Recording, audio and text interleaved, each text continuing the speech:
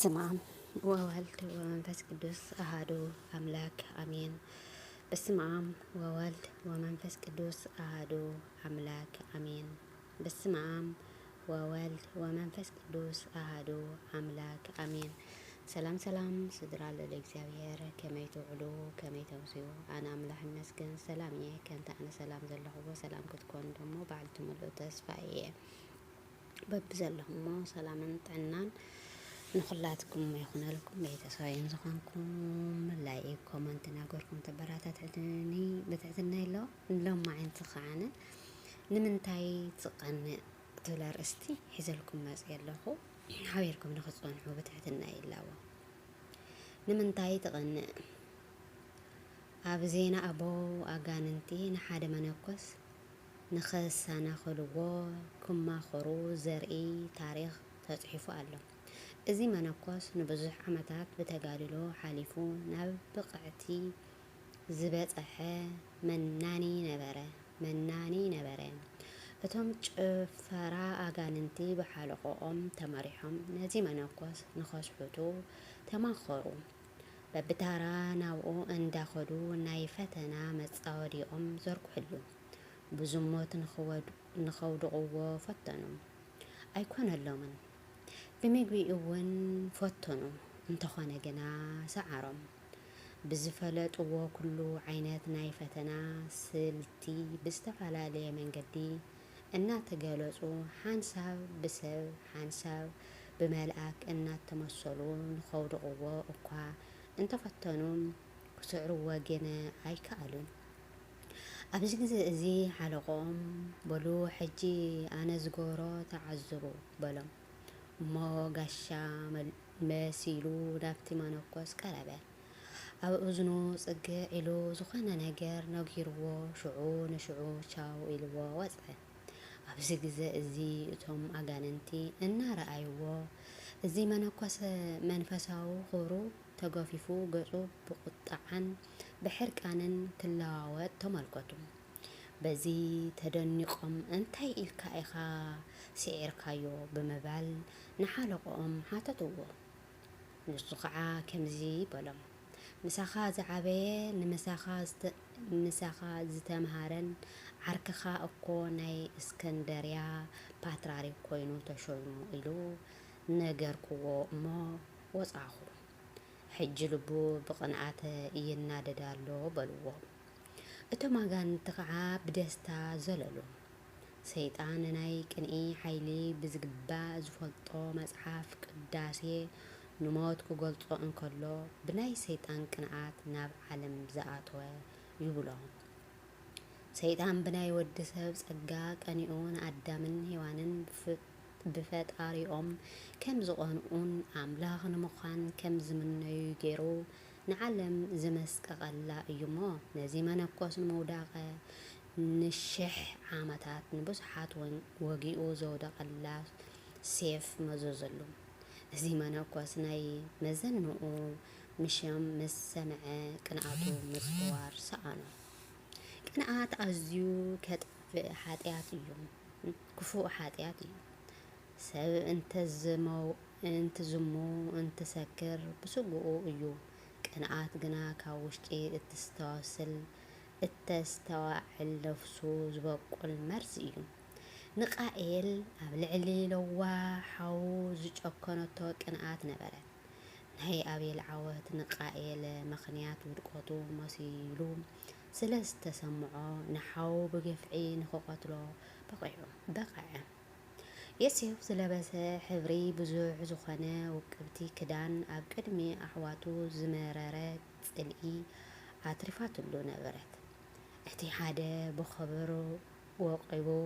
ብኽብሪ ወቂቡ ኣብ ዝረኣየሉ እንትዝምውትን እንትዘጋላግልን ደስ ዝብሎም ናይ ዮሴፍ ኣሕዋት በብዘመኑ ኣለዎ። ዮሴፍ እውን ዓሪፉ ኣይተቐመጠን። ናብ ኣሕዋቱ እናኸደ ሕልሙ ይነግሮም ነበረ። ስለ ሕልሙ ድማ ብዝበለፀ ጸልእዎ ይብል። ፍትወይ ሕልምኻ ትም ኢልካ ንሰባት ኣይትንገር። ሕልሚ ክብለካ እንከለኹ ደቂስካ እትሪኦ ጥራይ ማለት ኣይኮነን። ራእይኻ ተስፋኻ ጥንካ ኣብ ዝፍለጠሉ ሓፍ ኮፍ ዝብሉ ናይ ዮሴፍ ኣሕዋት በብዘመኑ ኣለዉ። ናይቲ ሕልሚ ኣፈታትሕኡ ዋላ እንተዘይተረድኦም ብዘይተፈትሐ ሕልሚ ይጸልኡኻ እዮም። ዮሴፍ ግና እዚ ስለ ዘይተረድኦ ሕልሙ ነጊሮም ፍትወይ ንስኻ እውን ሕልምኻ ከም ዮሴፍ ብልዋት ትናገር እንተኮይንካ ናይ ዮሴፍ ኣምላኽ ይሓልኻ ካብ ምባል ሓሊፈ እንታይ ክብለካ ኢለ። ቅንዓት ኣዝዩ ከቢድ እዩ። ሓላዊ ኣባጊዕ ዳዊት ንጎልድያ ዝቐተለላ ዕለተ ዝተደረፈ ሰበብ ደርፊ እውን ነይሩ እዩ። ሳኦል 1000 ቀቲሉ ዳዊት 10,000 ቀተለ ኢሎም ደረፍሉ። እዚ ደርፊ እዚ ኣብ ናይ ሳኦል እዝኒ ምስ በጽሐት ኣብ ልዕሊ ዳዊት ብዙሕ ኩናት ኣወርወረት። ሳኦላት ካልእ ሰብ ካብኦም ንላዕሊ ከመስግኑ ኣብ ዝሰምዑሉ መዓልቲ ብቕንዓት ዓዊሮም ኣብ ዕዳጋ ከይተረፈ ሰይፎም መዘዙ። ናይቲ ጥፉእ ወዲ ሓው ሕሳቦ ወይ ከዓ ሕሰቦ ሉቃስ ምዕራፍ 15:10 ሓው ካብ ጥፍኣት ተመሊሱ ሓጎስ ኣብ ዝተገበረሉ ንሱ ግና ኮርያ ኣብ ደገ ኮፍ በለ። ፍትወይ ቅንዓት ኣብ ቤተ ክርስቲያን ካብ መንግስተ እግዚኣብሔር ይውፀካ እዩ። ናይ ካሊእ ዓመት እንተደኣ ኣብ ስጥቃኻ ከምቲ ሓው ነቲ ጥፉእ ወዲ ኣብ ደገ ኮፍ ኢልካ ሓመድ እናጻሕተርካ እምቢ ኣይኣቱን እየ እናበልካ ኣንገረምርካ ክትተርፍ ኢኻ። ኣይሁድ ኣብ ልዕሊ ክርስቶስ ዝቐረብዎ ክሲ ኩሉ ንሕጊ ካብ ምቁርቋር ዘይኮነ ካብ ቅንዓት እዩ ዝነበረ። ጲላጦስ ብቕንዓት ኣሕሊፎም ከም ዝሃብዎ ይፈልጥ ነበረ ይብል። ሓደ ሰባት ቅንዓቶም ከም ኣይሁድ ብካልእ ነገር ሸፊኖም ንክሲ የቕርቡ እዮም። ንሕጊ እግዚኣብሔር ከም ዝተቆርቆረ ስርዓቱ ከም ዝሓዙ መሲሎም ኣብ ውሽጦም ዘሎ ቅንዓት ጽልእን እዮም ዘጸንብሩ። ናይ ሰባት ምስዓር ንቄሳር ግብሪ ምኽፋል ናይ ቤተ መቅደስ ብ3 መዓልቲ ፈሪሱ ምስራሕ ከምዝተሓሳሰቦም ሕርር እናበሉ እናተዛረቡ እውን እቲ ሓቂ ግን ቅንዓት እዩ። ቅንዓት ቤትካ በሊዐኒ ከም ዝበለ ጎይታ በብዘመኑ ናይ ሰባት ቅንዓት ብዙሓት ንጽሃን ትበልዕ እያ። ፍትወይ ብናይ ካልእ ትቕንእ እንተኮይንካ ሕጂ ካብዚ ውሽጥኻ በሊዑ ዝውዳ ካንሰር ገዛእ ርእስኻ ኣድሕን። ንርእስኻ ምስ ካልኦት ኣይተወዳድር።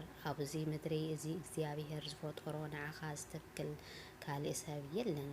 ካባኻ ቀዲሙ እውን ብትኽእል ንስኻ ዝኾነ ሰብ ኣይትፈጥሮን።